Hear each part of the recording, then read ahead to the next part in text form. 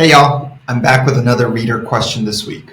When you buy a business, do you prefer keeping the old owner, operator around to operate the business, or do you prefer installing your own operator? That's a really good question, and it's something that I get asked quite a bit. The reality is, we've done it all. We've both bought businesses where the owner sticks around and works alongside of us, running their own business. And we've also bought businesses where the owner wants to retire. It happens. Sometimes an owner's been there for 30 years and they're just ready to go. And in those situations, we'll have to place our own operator. And I can talk a little bit more about that. Let's talk about the first option. We really prefer to work with owners and founders. There's nobody out there that can really run a business like an owner and founder. They have the passion and they have the knowledge and experience. And oftentimes they have the relationships both with employees and with their community. So our preference is really to help buy some of the shares from the owner and then let them stick around and run the business and work with us. Now, you may be wondering, why would a business owner sell us most of their business, give up control, and still decide to stick around and work on the business? What we've observed is that oftentimes business owners love the work that they do. That's why they started the business in the first place and have been running it for 25 years or more. But the reality is that they have all of their most valuable economics tied up in that business. 99% of the net worth of most owners is tied up in their business. And by the time they get to an age where they're almost ready to retire, they may be looking to diversify some of their risk. Really just means take some money out of their business and maybe invest it in an index or buy some bonds with it, or maybe buy a home, do something that feels a little more safe and that doesn't require them to work every single day. So what we've done in the past is an owner may sell us 80% of their business and they may keep 20% of the business, and they may continue being the general manager and CEO of the business, showing up every day, running the company just like nothing has changed.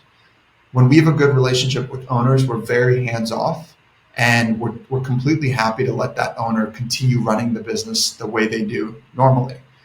Now, it can be challenging, of course, to go into a relationship with a new owner, with a new partnership. It's just like dating, right? You want to make sure you get to know each other over a period of time.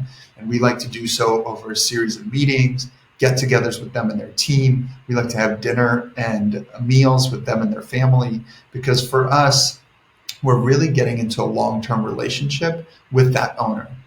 So it's really important that we establish our relationship ahead of time before we're fully cementing the marriage in this scenario.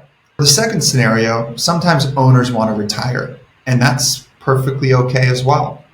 That's totally reasonable. You know, we bought a business from a gentleman who was 72 years old.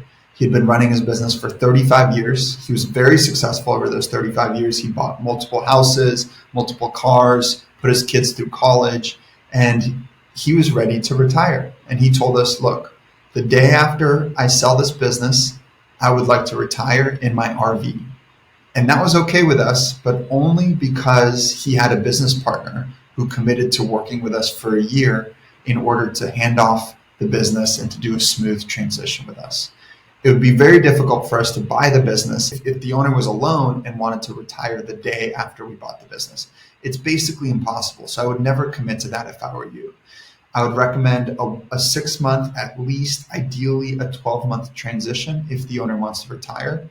And I would tie some of the incentives of the purchase of the business to the owner sticking around.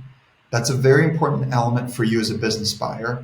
And you know, if you pay out the owner entirely, I'm not saying they will all leave and just go on vacation, but some may, and you don't want to be left having to figure out that problem later on. Now, remember, as I mentioned in the previous Q&A from readers, we don't buy businesses that don't have a management team.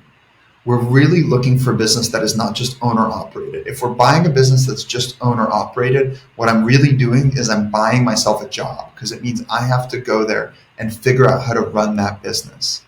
When we buy a business with a team, a management team that is supporting the owner, then what I'm really doing is I'm buying an investment, right? I'm buying a business that I can support, I can be very involved, or I can be a board member, but I know day to day there's going to be a team there managing the company. And in an ideal world, if that owner wants to retire, then there's somebody that I can promote from within the next year to take over that role. It doesn't always happen that way. Sometimes we've had to hire from the outside in, but in an ideal world, that team and somebody from that team can rise up and run the business.